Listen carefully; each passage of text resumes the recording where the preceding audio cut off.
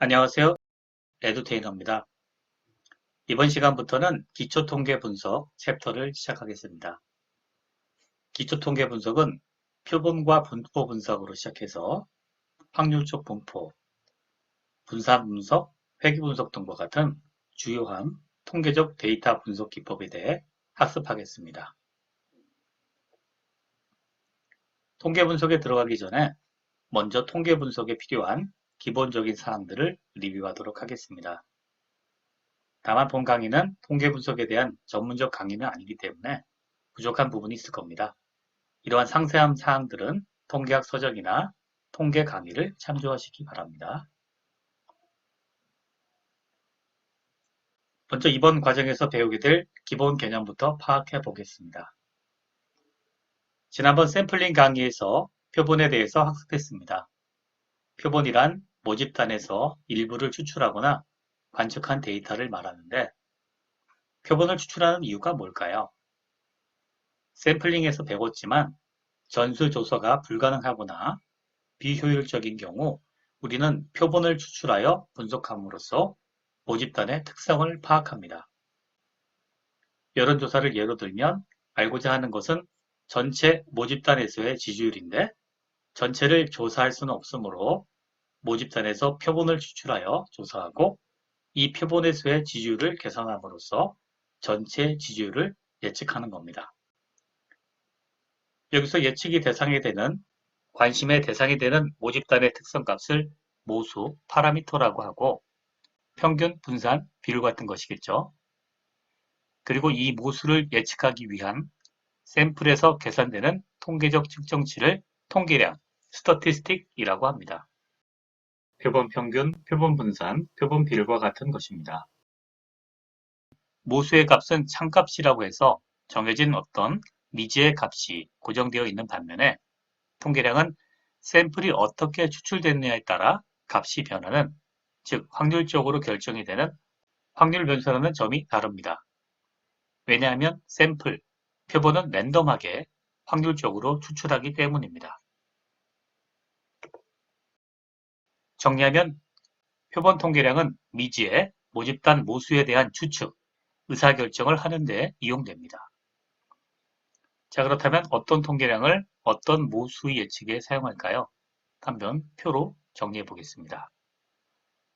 모평균의 예측에는 표본 평균, 분산에는 표본 분산, 표준 편차는 표본 표준 편차 S, 그리고 모비율의 예측에는 표본 비율을 사용합니다. 다음은 변수와 값에 대해 알아보겠습니다. 변수, 베리어블은 측정 가능한 속성이 됩니다. 그리고 이때 측정된 값이 변수값이 됩니다. 측정될 시점에 여러 개의 변수가 동시에 측정될 수 있는데 이것을 오브저베이션, 관측점이라고 합니다. 같은 시점에 같은 객체에 대해 측정된 정보 집합이 되는데 데이터 테이블에서는 하나의 로우로 기록됩니다. 변수는 역할에 따라 크게 독립변수 X와 종속변수 Y로 나눌 수 있습니다. 여기서 독립변수는 다양한 이름으로 불리게 되는데 이때 종속변수의 이름도 짝을 이루게 됩니다. 다들 아시겠지만 설명변수에는 반응변수, 입력변수는 출력변수, 예측변수는 결과변수, 인자, 위험인자는 표적변수, 그리고 X가 튀쳐면 Y는 레이블, 이런 식으로 다양한 대응이 됩니다. 변수는 데이터 값으로 기록이 되는데 이 데이터 값은 다양한 데이터 타입으로 기록됩니다. 이를 좀 정리해 보겠습니다. 데이터 타입이 범주형인지 수치형인지에 따라서 분석 방법이 달라집니다. 먼저 정성적인 범주형, 캐티고리칼 데이터는 명목형과 순서형으로 분리됩니다. 명목형, 노미널 데이터는 성별, 혈액형 등과 같은 것으로 숫자로 바꾸어도 그 값이 크고 작음을 나타내는 것이 아니라 단순히 범주를 표시하는 데이터입니다. 순서형 오디널 데이터는 학점, 선호도와 같이 범주의 순서가 상대적으로 비교 가능한 데이터를 가리킵니다. 대개 수치형 자료를 그룹핑하면 순서형 자료로 변화됩니다. 수치형 데이터는 정량적이며 양적인 자료를 뜻합니다. 수량화가 가능하며 평균값 등으로 계산할 수 있는데 하나, 둘, 셋 이런 식으로 셀 수 있는 이산형 데이터와 몸무게, 키와 같이 연속적인 값으로 측정될 수 있는 연속형 데이터로 분류됩니다.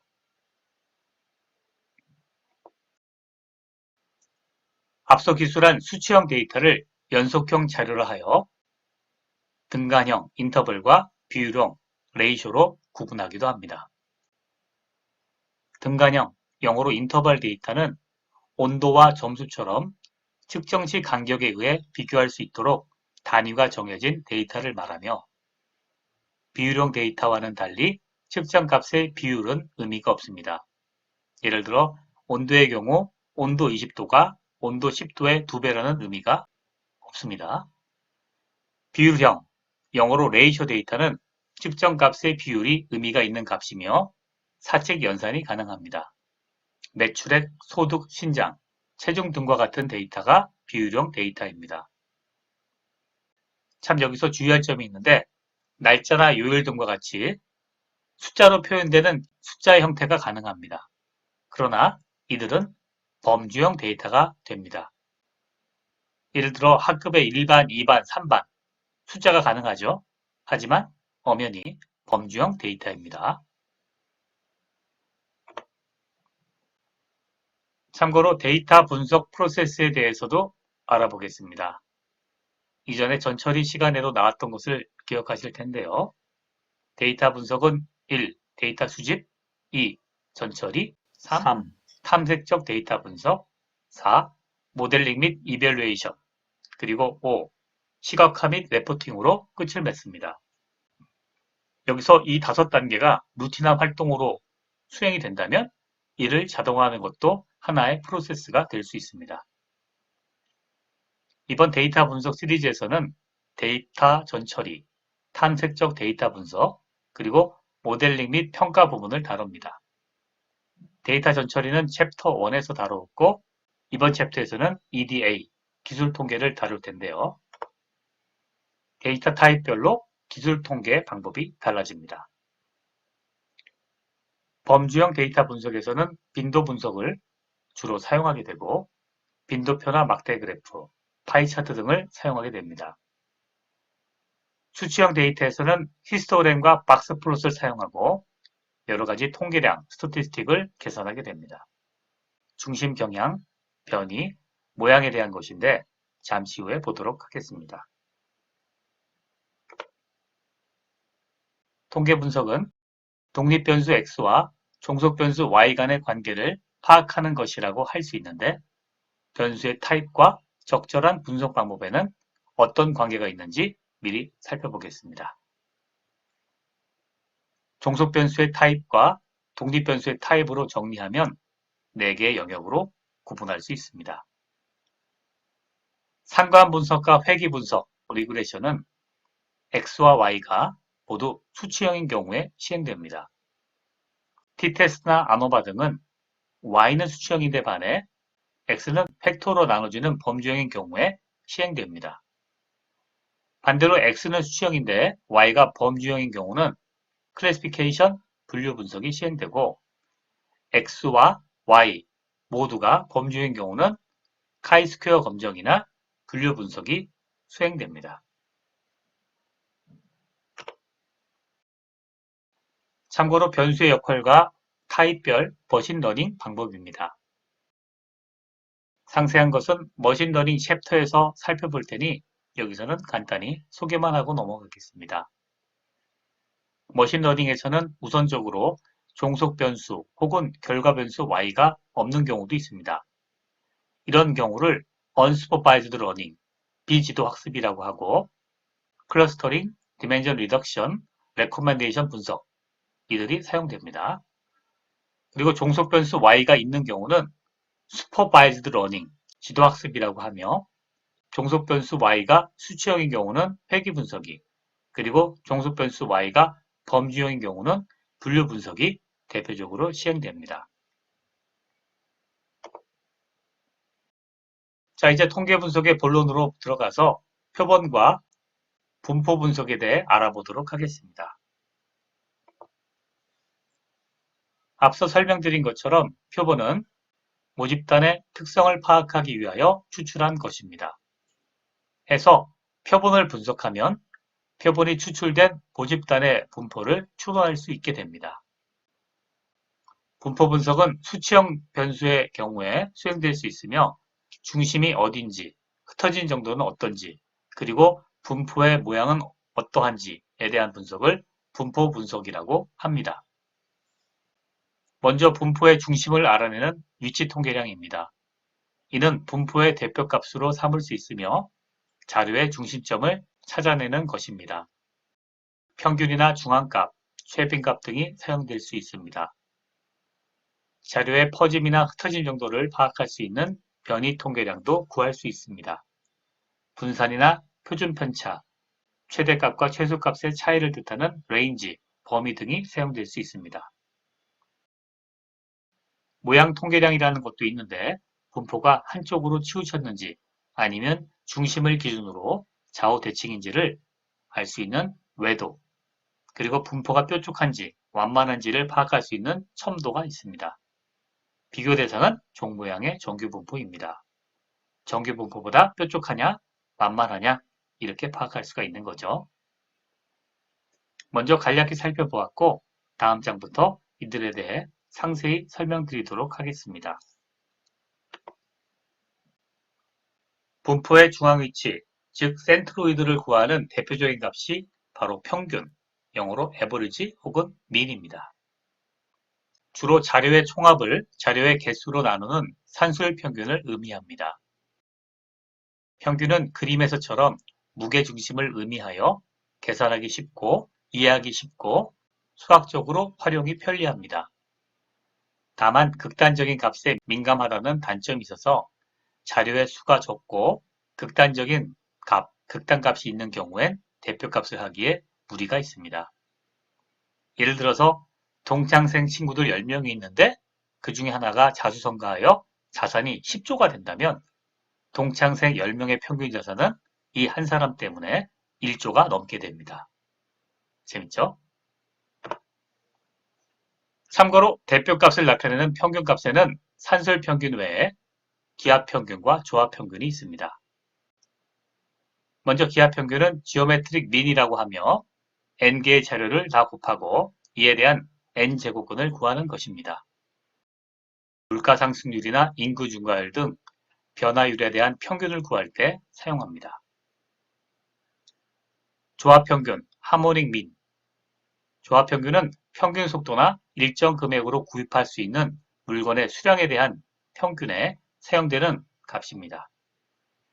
데이터 값을 역수로 해서 평균을 낸 후 이에 대한 역수값을 구하여 조화롭게 계산하는 평균입니다. 마지막으로 가중평균은 가중치가 있는 경우에 구하는 산술평균으로 생각하면 됩니다. 가중치만큼 데이터의 개수가 있다고 생각하고 평균을 구하면 됩니다. 도수 분포표 같은 것에서 평균을 구할 때 사용할 수 있습니다.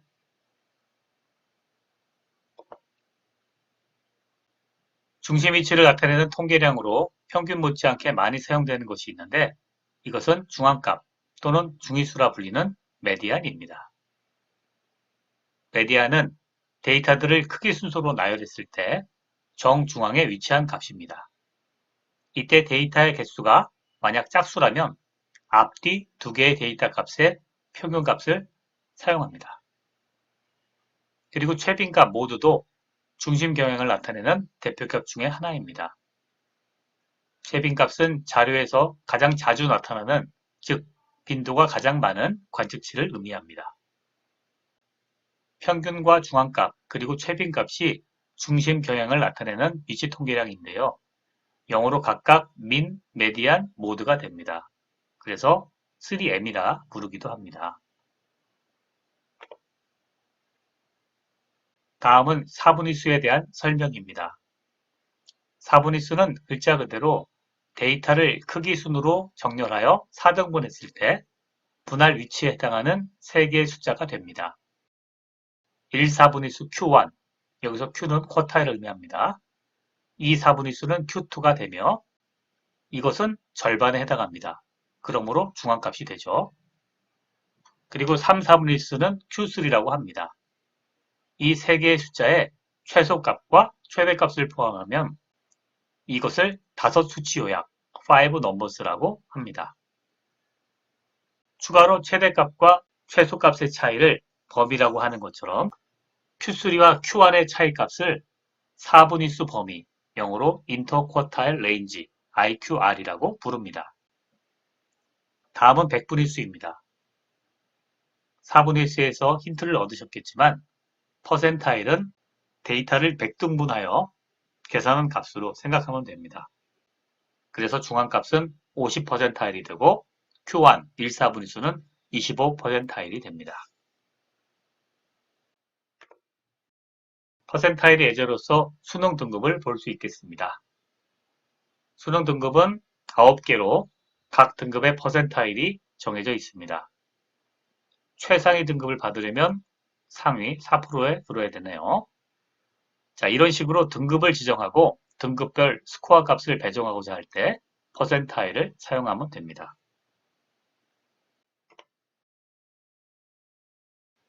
위치 통계량 다음에 나오는 것이 변이 통계량입니다.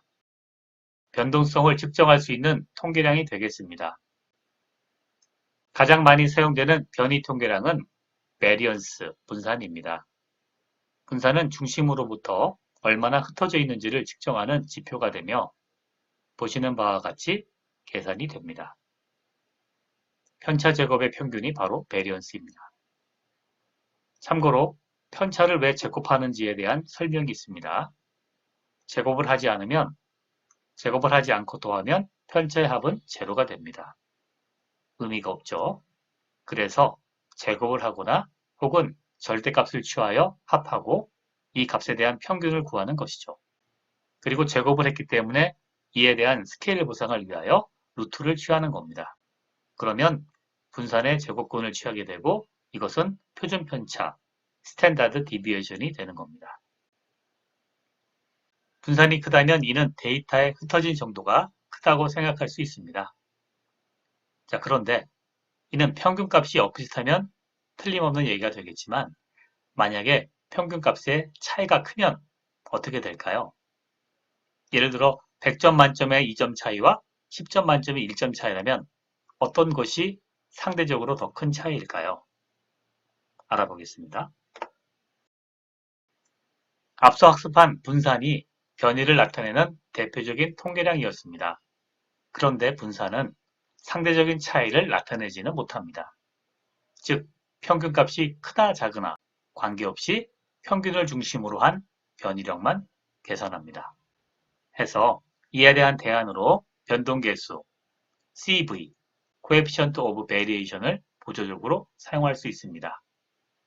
CV 값은 표준 편차를 산술 평균으로 나눈 값으로 계산이 됩니다. 이는 상대 표준 편차라고도 불리는데 변동계수의 값이 클수록 상대적인 차이가 크다는 의미로 해석할 수 있습니다.